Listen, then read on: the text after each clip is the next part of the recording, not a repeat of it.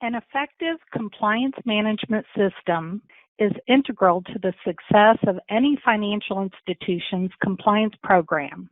As the financial landscape is ever-changing, it's important to keep in mind that your CMS should also be ever-evolving.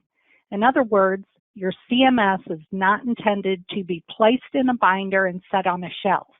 Rather, it should assist your program in remaining fluid in an environment that needs to meet different challenges from the industry, consumers or members, competition, technology, as well as changes in laws and supervisory expectations. While an institution's CMS has an internal global reach, the focus of this discussion is on new product rollout. Institutions typically have some internal process already established to follow when rolling out a new product or service. However, oftentimes that process can be found lacking. Having a robust and effective plan to roll out new products helps pave the way for success. So what is an institution to do? Well, here is our top 10 list. Number 1, compliance should have a seat at the table. What I mean by that is that compliance should be involved in those initial discussions about a potential new product. Why? Because compliance looks at changes differently than other managers. For example, while on one hand a new product may appear to be a good idea and result in greater market share and be profitable, compliance will view it with a different focus, giving consideration to the current regulatory landscape. This is of tremendous value. It can open up discussions related to potential unfair, deceptive, or abusive related concerns, potential consumer harm, fair lending, and heightened scrutiny. So the takeaway here is to ensure your CMS reflects that compliance is involved in those initial discussions.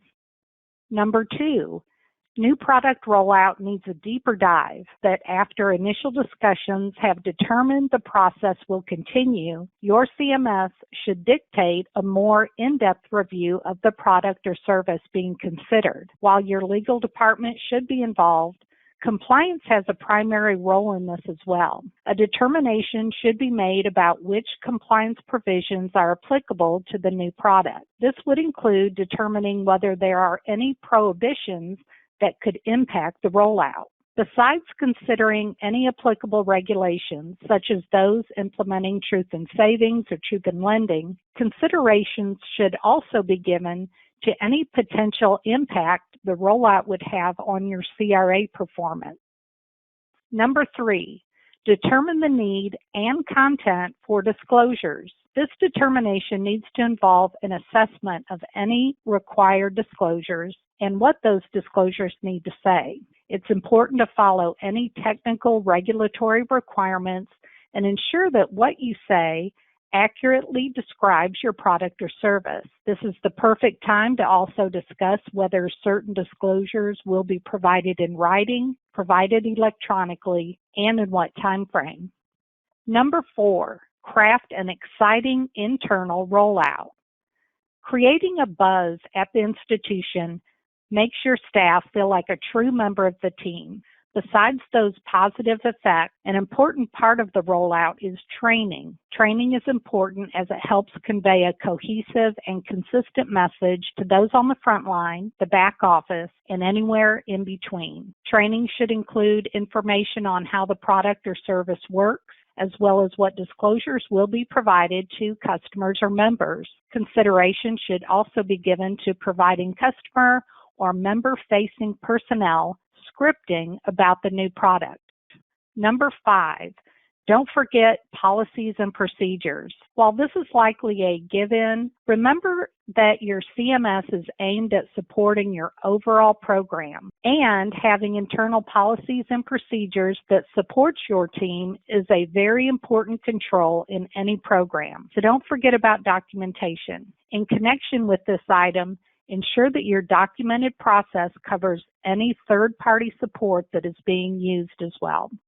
Number 6, marketing a new product. While we've already discussed about creating a buzz internally, You'll also want to create a buzz externally. You want to tell your potential and existing customers or members what you're doing. Now, from a CMS perspective, it's important for compliance to be involved in that messaging. So whether a promotion is communicated on a billboard, a flyer, a buck slip, a radio ad, a TV commercial, a pre-screened offer, an email message, or a one-on-one discussion, compliance involvement is crucial. Besides considering technical advertising-related provisions, consideration should also be given to UDAP, non-deposit investment product guidance, the Fair Credit Reporting Act, legal constraints related to illegal lotteries, and the CAN-SPAM Act. Number 7, managing customer service. After a new product or service is rolled out, an important focus should be placed on the servicing of the product and assisting the customer or member as needed. It is in the servicing phase that sometimes UDAP-related concerns can increase, particularly where the product or service is not flowing smoothly and the customer needs support. This is another aspect of a rollout where scripting can be particularly helpful in ensuring your customer service team communicates a consistent message and handling. Number 8, product monitoring and complaint review. Beyond your customer service operations, the rollout of a new product or service should be monitored. This monitoring should be aimed at ensuring management is aware of how the product rollout is progressing. For those products that are supported by a third party, monitoring aspects should be a part of that engagement and should be utilized to the full extent. Further, a major part of this monitoring involves the review of complaints. Information from your customers or members will let you know if the product is living up to their expectations. Number 9, don't forget about audit scope. As part of your CMS, you'll want to ensure that your auditor is aware of any new product. Including those new products in a review provides that second set of eyes to help determine whether there are any concerns with the product or messaging surrounding it. Last but not least, number 10, implement change management. After the new product or service rollout is completed and appears to be functioning successfully, this is no time to be complacent. Changes can come your way through various means. For example, a change in regulation. However, it may also occur based on an internal business decision to adjust the product.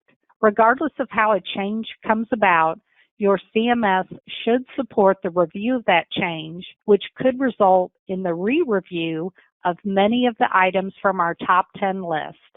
In closing, you should consider how your current CMS addresses new product rollout. Making needed adjustments to make it more robust by implementing these top 10 controls during the life cycle of the product can lead to success. An effective CMS as part of your new product or service rollout is a win-win for your customers or members as well as your institution.